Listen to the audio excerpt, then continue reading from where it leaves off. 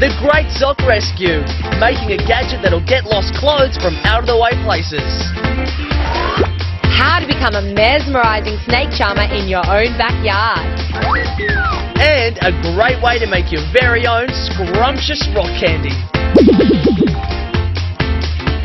How to make fantastic looking fossils in your own backyard. Turning blocks of ice into brilliant sculptures. And something to really get your heart pounding. But first, on the trail of the dinosaurs. The fearsome beasts made quite an impression when they roamed the earth. And recreating those impressions is exactly what Lucas and Priscilla are about to do. I think I found something! It's a fossil! There, look closely. You can see the outline of something. It could be thousands or even millions of years old. Fossils tell us what life was like millions of years ago. Some fossils were formed when ancient animals and plants hardened into stone. Others are called trace fossils. That's when animals leave imprints of what they look like. I know a way we can make a fossil imprint that won't take a million years to get hard. Find some interesting shapes we can make fossils out of. I'll take care of the magic mud.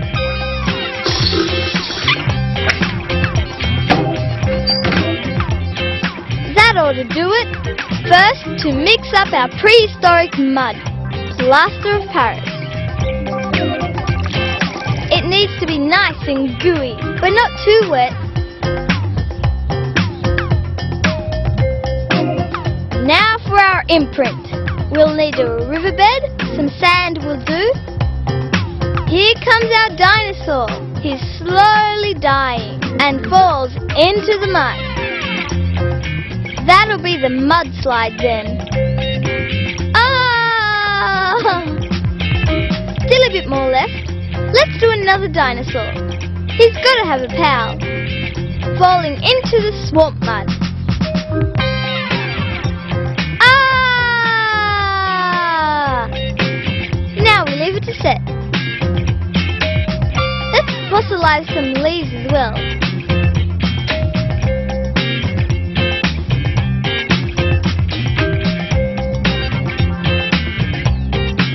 Let's put them over there for 200 million years.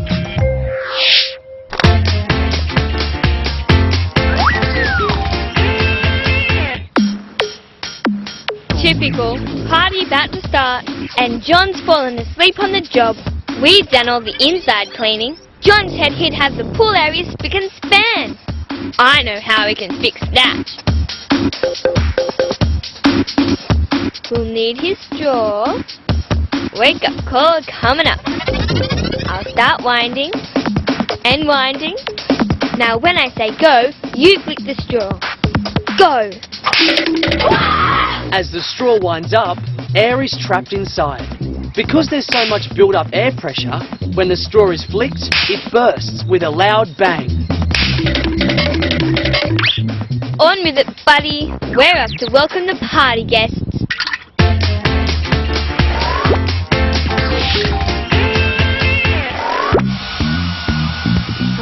She's at it again. Angelique's always wishing her hair was longer. No matter how much she dries it, it doesn't stretch. I wonder why. What sort of things could affect the length of hair? That's interesting. Paper changes when it gets wet. I wonder what will happen if I give the paper a good dunking.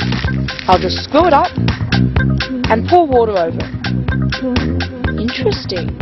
It expands. I've got a few things that will help me find out if that happens to hair too.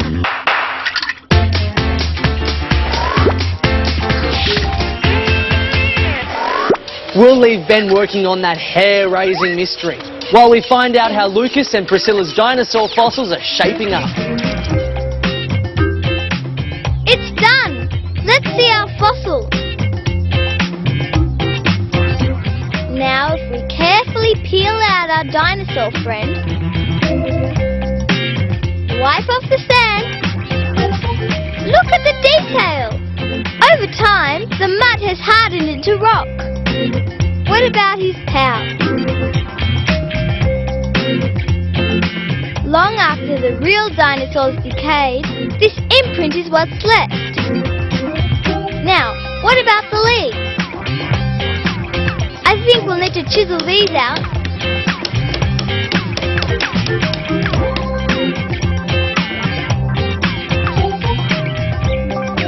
Hey, we've got a collection going! These are trace fossils. Imprints like these show what plants and animals looked like millions of years ago. I've got another idea. I've heard of fossilized footprints being found.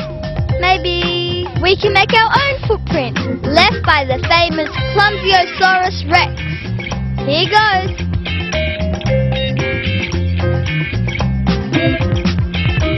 While that sets, I know how we can make another type of fossil. We'll make a soft bone go hard. I've got a jug of warm water. Pour in some Epsom salts. Keep stirring till no more will dissolve. You cut a couple of prehistoric dinosaur bones out of this sponge.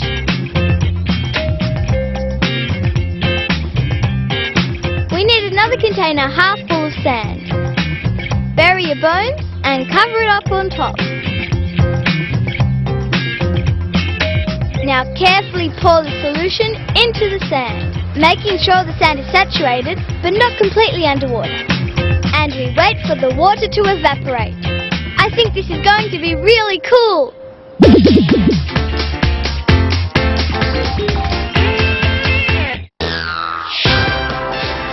Today we're visiting a world-famous ice sculptor who's going to show us how she turns blocks of ice into objects of art.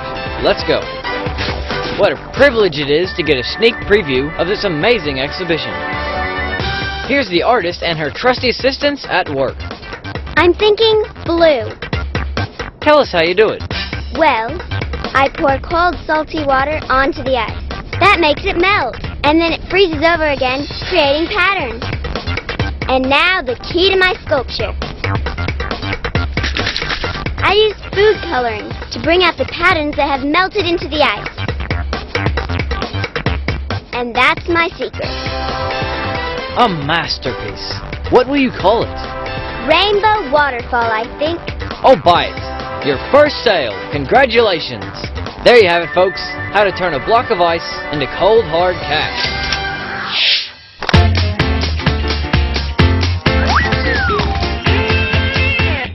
I'm going to find out if moisture affects the length of Angelique's hair. I'll need to pin down a piece of paper, a straw, some plasticine on one end of the straw. That'll be my pointer. Just need a scale, get my pointer working,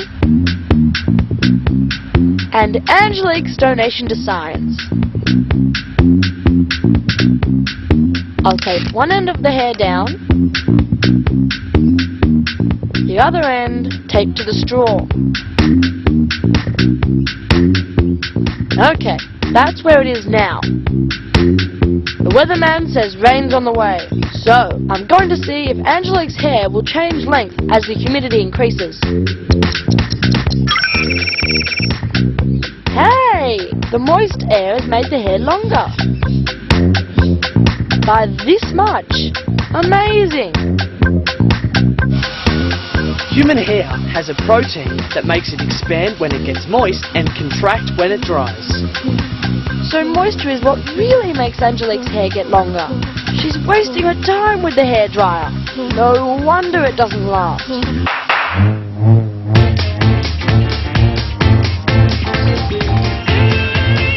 I can relate to that. A bad hair day can be a real nightmare. If you want really scary though, try watching a horror movie like this.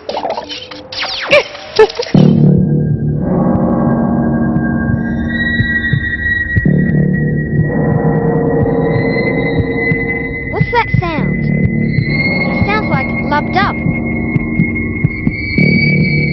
It's Priscilla's heart. She must be scared. It is lubbed up. I'll show her what's going on. Here's how to make the lubbed up sound. Start by tracing around the bottom of a spool. Cut out 2 paper circles. Get some glue. And stick the paper circles to the end of the spool. Put a hole in the paper here and here. Cut a smaller circle and place it over the hole. This makes a flap. Now for a test run. Hear the lub-dub sound? It's like a little heart. The sound it makes is a bit like the sound a real heart makes when the valves close. Doctors call the sound of heartbeats lub-dub. When the valves separating the upper and lower part of the heart close, a lub sound is heard. When the valves in the arteries carrying blood to the body close, a dub sound is heard. You can tell how healthy your heart is by the sound. If the valves are leaky, you might hear a lub shh sound. Hear this sound, Priscilla? That's how scared you were. What?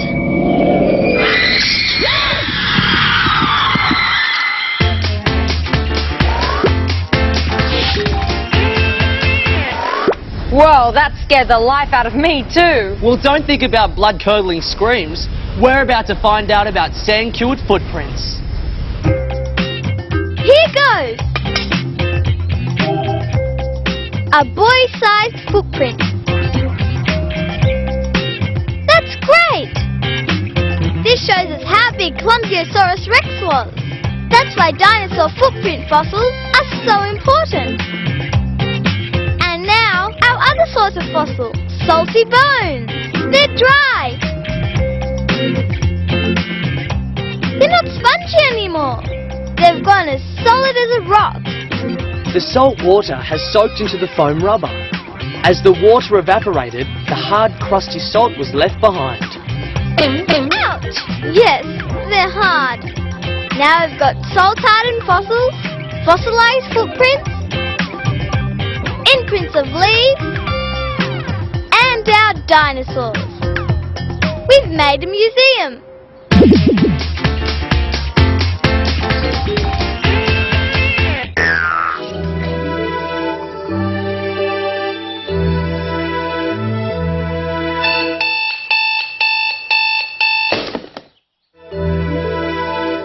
Strange things happen when I oversleep.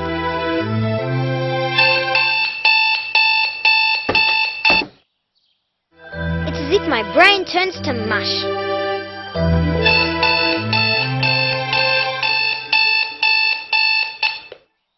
Oh no, I'm gonna be late! What a mess!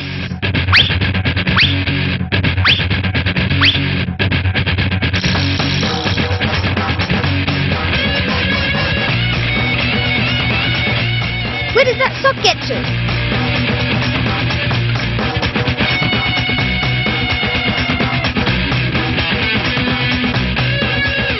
Oh no! If I don't find a way to get that sock out, I'm a goner!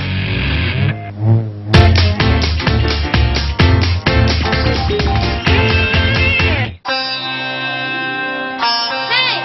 Come on! I'm gonna play a trick on Lucas. My plan is to get him to think that I can charm the snake out of this basket. What he doesn't know is that Ben's poking the snake up from under the table. Here goes.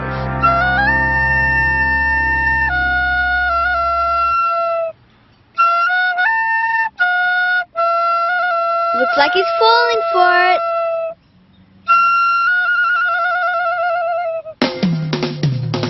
Oh, darn! Time for plan B. I've drawn a coil on a piece of paper. Now I draw some snake markings, then cut around the coil. I'm going to tape a paper clip to my snake's head and some string so my snake doesn't get away. And my snake charmer's secret, a magnet taped to the end of my recorder. I hope I'll be able to fool Lucas this time. And there's my huge paper cobra. Now I just need my audience.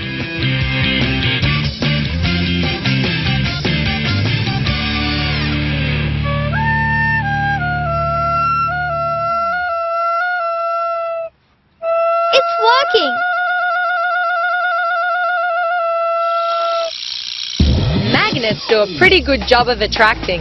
Their atoms are arranged so that opposite so-called north and south poles attract. But put the same poles together and they repel each other like crazy. The atoms in the paperclip are arranged so that it's attracted to the magnet. Neat, huh? The snake can't resist the power of my music. Some magnets are really strong. This rotating pair of magnets makes a magnetic field powerful enough to suspend bits of steel. They can also give this spray can a real spin for its money. And they can even hold up a stapler. That's what I call magnetic attraction. Trains like this one use magnetism too. It has a magnetic coil running along the track that repels large magnets underneath the carriage. The repelling magnetic force lifts the train as much as 10 centimeters above the track. Magnetic forces then propel the train along, and because it rides on air, there's not much friction. That means magnetically levitating trains can whiz along at more than 500 kilometers per hour.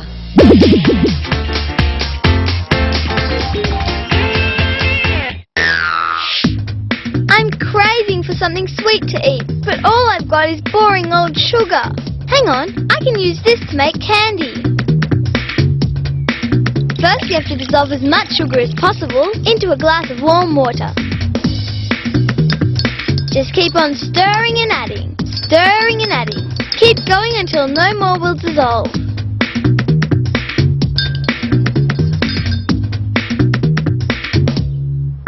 Now we need a way of getting the sugar out of the water. A bit of thread will do the trick. And paper clips tied to both ends of the thread to weigh it down. And loop the thread over a pop stick so the string hangs down into the water.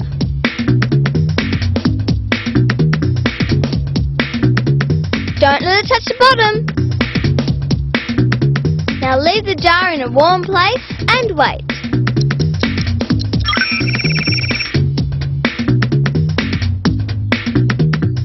Sugar crystals! Yum! Homemade rock candy! When water evaporates, the sugar molecules draw closer together. Eventually they form crystals that need to stick to something. They collect on the thread and the paper clips. Good enough to eat, but be careful with those paper clips. Oh, yum! Crunchy rock candy. I'd like to get my hands on some of that. Me too. But right now I think John would much rather get his hands on that missing sock. I'm going to be so late for school. I'll try and flick it out.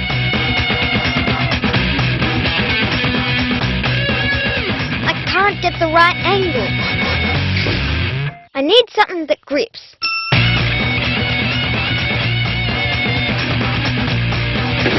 Like this.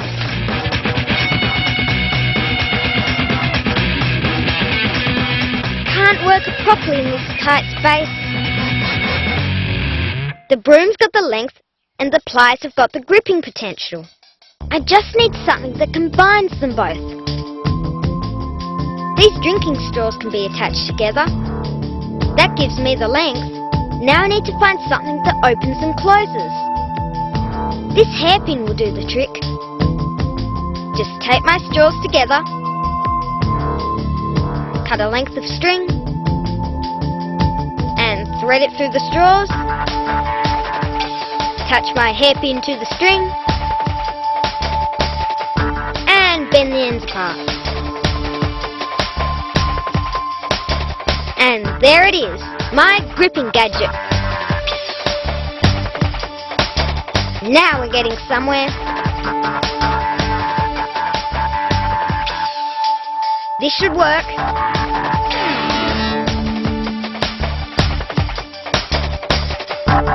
Too bendy.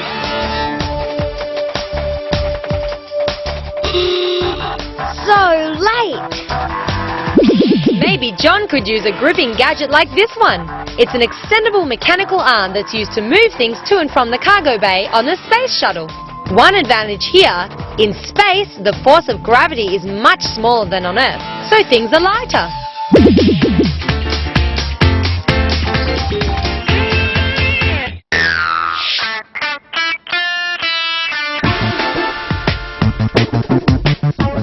can't see why Dee Dee's so fascinated with newspaper weather forecasts. It's always hot at this time of the year. Time for me to set her a puzzle. My tricky riddle. How can something stay dry when it's held underwater? She hasn't got a clue. I'll get her to pass over the weather page. Scrunch it up and put it in this plastic cup. Now tip some water into the bowl.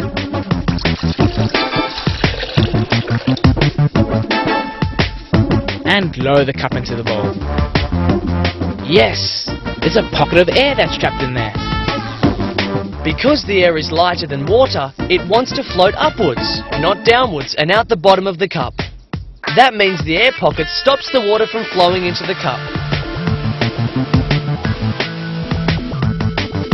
Now that's something she didn't forecast. Submerged in water and still dry.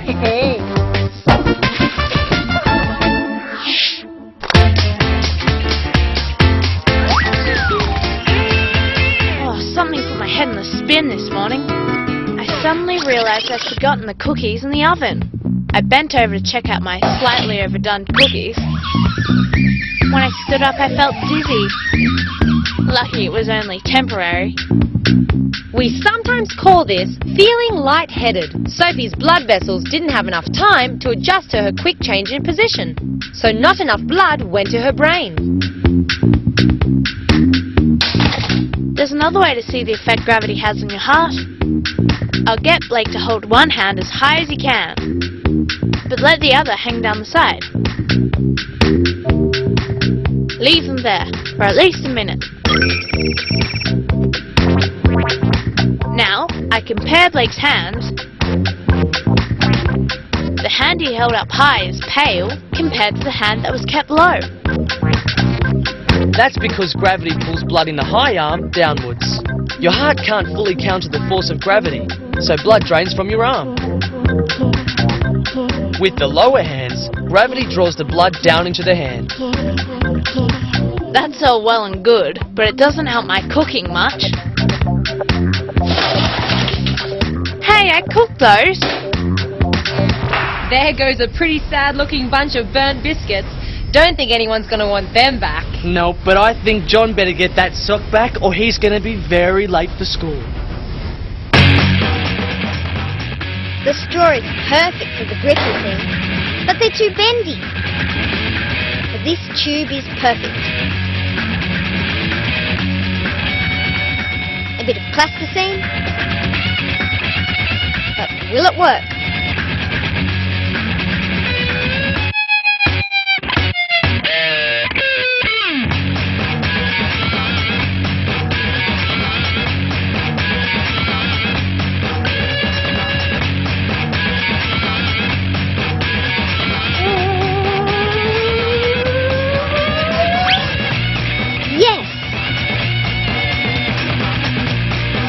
At last, I'm ready. Oh no!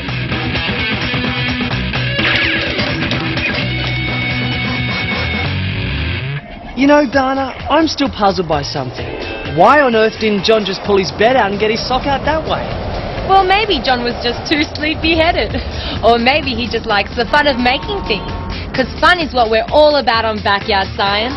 Bye for now.